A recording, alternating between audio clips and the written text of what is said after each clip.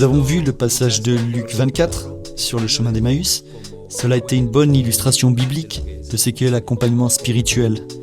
J'aimerais maintenant faire atterrir l'avion pour réfléchir sur notre travail avec les jeunes hommes et femmes dans le contexte de notre église locale. La première étape est celle de l'initiative. Quelqu'un pourrait probablement vous demander d'être son mentor ou de l'accompagner spirituellement, mais la norme voudrait que ce soit que vous qui preniez l'initiative. J'aimerais vous demander de penser aussi à votre entourage, aux personnes que Dieu a placées dans votre entourage et pour lesquelles vous pourriez prendre l'initiative de les aborder pour les accompagner spirituellement.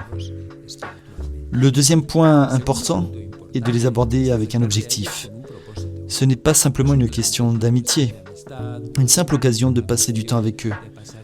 Rappelez-vous que le but de l'accompagnement spirituel est de faire en sorte que Christ puisse se manifester dans leur vie, de leur permettre d'être la meilleure version possible d'eux-mêmes, de devenir les personnes que Dieu avait en tête lorsqu'il les a créées, comme nous le disent le psaume 139 et le psaume 138. Le troisième point que j'aimerais souligner est que nous devons nous intéresser à la réalité du jeune et l'accompagner dans cette réalité. Nous ne devons pas chercher à l'amener là où nous aimerions qu'il soit, mais plutôt le rejoindre là où il se trouve. Il se pourrait que certains de ces jeunes aient atteint un bon niveau de maturité et d'évolution, et que notre investissement pourrait les aider à mieux exploiter leur potentiel. D'autres se sont peut-être éloignés de la foi ou sont sur le point de s'en détourner. Il est également possible, comme nous l'avons précédemment évoqué, que quelqu'un soit en période de transition et se sente très vulnérable. Peu importe leur situation, il est important de s'approcher d'eux.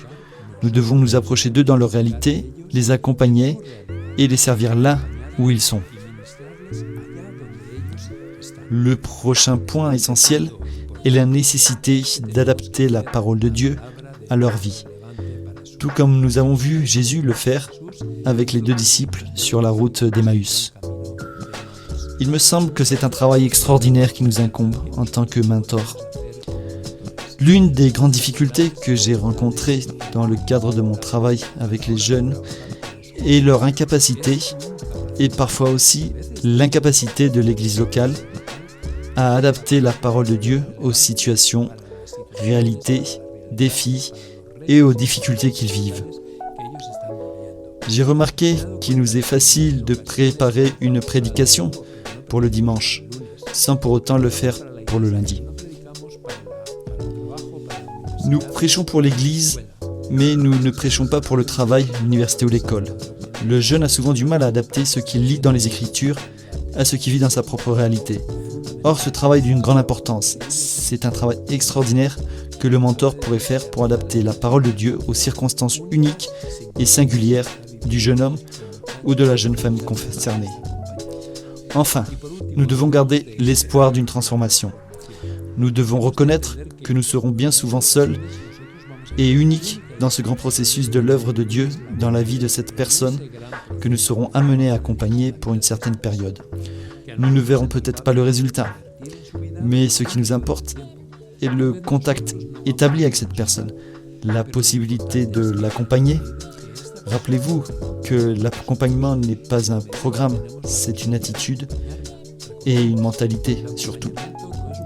L'impact que nous aurons sur la vie de cette personne et l'espoir que le Seigneur se chargera de la transformation de cette personne.